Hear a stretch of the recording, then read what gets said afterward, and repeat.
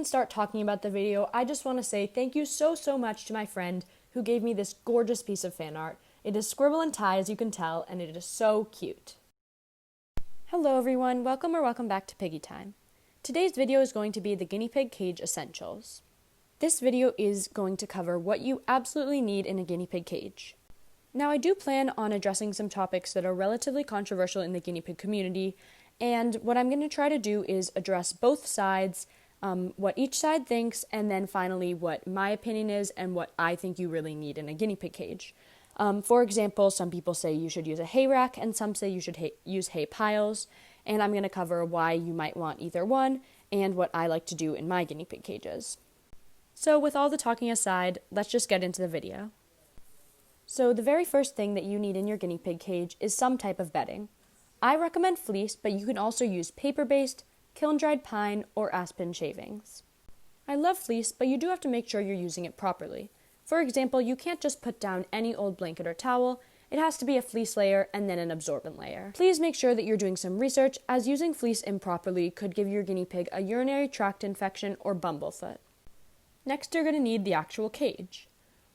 A lot of people say that 8 square feet is a good size for 2 guinea pigs. However, I disagree. I think that 8 square feet is good if you have one guinea pig that needs to be separated. My recommendation for 2 guinea pigs is at least 12 square feet. And I know that might sound like a lot, but speaking from experience, your piggies will be so much happier to have all the extra space. Next up, hideys. I like to put little fleece pads under my hideys. That just keeps them extra fresh and clean, as I can replace the fleece pads more often, but that's something that you'll figure out over time whether you like them or not. I recommend having one more hidey than the number of guinea pigs you have, so 1 guinea pig will need 2 hideys, 2 guinea pigs will need 3 hideys, and so on. Some hideys don't have roofs, and that's okay. However, I would make sure that there is at least 1 hidey with a roof for each guinea pig. So as you can see, I used a bent CNC grid with a little fleece over it, and that works great as a hidey.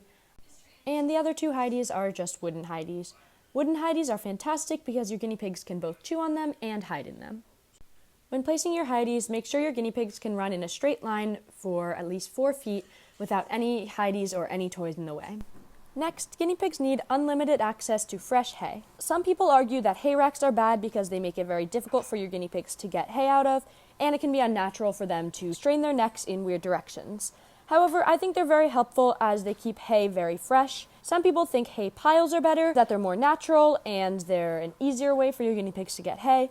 However, they can get soiled very quickly, and you do have to be replacing the hay very often. This is why I have come up with a compromise, and I use both. So I put some hay in a smaller hay rack, and then I also give a hay pile around that area. That way the piggies can choose what they like better, and they'll always have fresh hay, and they'll always have easy access to hay. If you do decide to just have a hay rack or a hay pile, please make sure you give your piggies lots and lots of hay, as they go through it a lot quicker than you expect.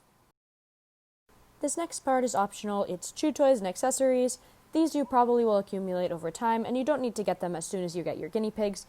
Guinea pigs' teeth never stop growing, and that's why the chew toys were invented. However, they don't really use the chews as much as they chew on their wooden houses and eat their hay, which wears down their teeth to keep them trim. Next up is a water bottle or water bowl.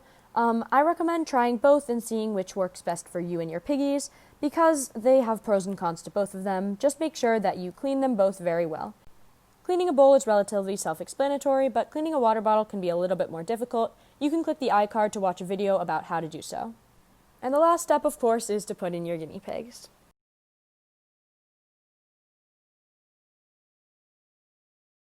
And now here's a little overview just so you can see what the setup looks like. This is just made for this video, it's not their permanent cage. Well, that's all for today's video. Thank you so much for watching.